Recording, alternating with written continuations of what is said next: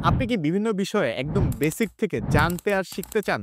তাহলে আপনার পড়া উচিত অ্যাডামস 101 সিরিজের বইগুলো। যদি আপনার চারপাশের পৃথিবী, ফিলোসফি, ইতিহাস, ইকোনমিক্স, নেগোসিয়েশন বা অ্যাকাউন্টিং এছাড়াও বিভিন্ন বিষয়ে জানার বা আসলে শেখার আগ্রহ থাকে, তাহলে মোটামুটি আপনি 101 সিরিজের সেই বিষয়ের একটা বই পড়লেই বিষয়টা সম্পর্কে আসলে বেসিক বা সহজে যতটুকু জানা সম্ভব ততটুকু আপনি আরামসে জেনে ফেলবেন।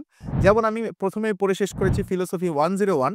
ফিলোসফি আসলে কি? সেটা জীবনে কিভাবে কাজে লাগে বা আমি কিভাবে সেটা লাইফে এপ্লাই করব বা কিভাবে আমি চিন্তা করতে শিখবো বা প্লেটো, সক্রেটিস আসলে কি আলাপ করেছেন? তাদের চিন্তাগুলো কি ছিল? কেন তারা এত বিখ্যাত?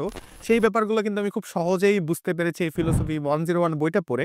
বা ফিলোসফির যে মজার যে কিছু থিওরি রয়েছে বা ইন্টারেস্টিং কিছু সমস্যা রয়েছে, সেগুলো সম্পর্কেও খুব সুন্দরভাবে লেখা হয়েছে এই বইটার মধ্যে। এটা আমি শেষ করেছি রিসেন্টলি।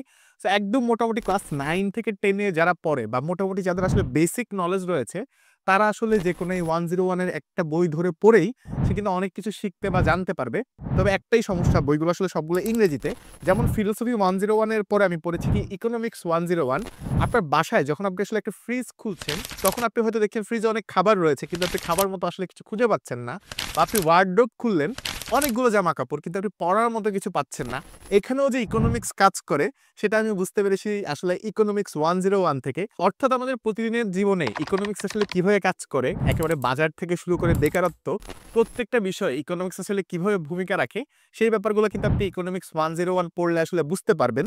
সো এভাবেই আপনি যদি অ্যাকাউন্টিং 101 পড়েন, তাহলে আপনি অ্যাকাউন্টিং এর মোটামুটি বেসিকটা খুব ভালো করে বুঝতে বা জানতে পারবেন। আমি অ্যাকাউন্টিং 101 যদিও পড়িনি, আমি মূলত ১ম দুটো পড়েছি। ফিলোসফি আর ইকোনমিক্স আমার পড়া শেষ হয়েছে।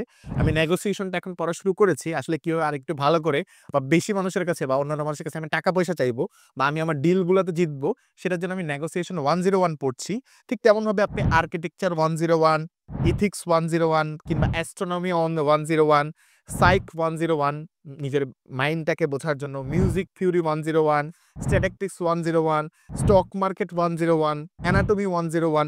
অর্থাৎ আপনার যেই বিষয়ে আগ্রহ আপনি সেই 101 টা কিন্তু পড়ে ফেলতে পারেন বা চাইলে অনেকগুলোও পড়তে পারেন। যেমন মিথোডোলজি 101 রয়েছে, এখানে আমেরিকান গভর্নমেন্ট 101, বাজেটিং অর্থাৎ আপনি প্রতিদিনের লাইফে বাজেট করা থেকে শুরু করে বড় কোম্পানির আসলে বা আপনার যদি একটা বড় কোম্পানি থেকে থাকে, সেখানে আপনি কিভাবে বাজেট করবেন সেটাও কিন্তু আপনি জানতে পারবেন।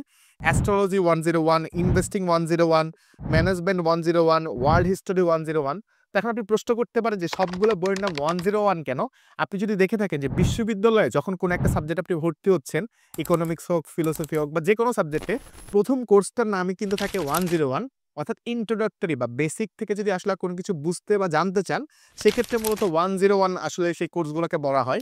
ঠিক তেমনভাবে এই বইগুলোর মধ্যেও আপনাকে আসলে একদম পানির মতো সহজ করে বা বেসিক আসলে বোঝানো হবে। আর হ্যাঁ, বইটার সবচেয়ে ভালো জিনিস যেটা আমার কাছে খুব ভালো লেগেছে যে আমি নিজেও যখন আসলে অনেক থিওরি গুলো আসলে বুঝতে পারছিলাম না। কারণ ওই একাডেমিক ভাবে বোঝানো হচ্ছিল।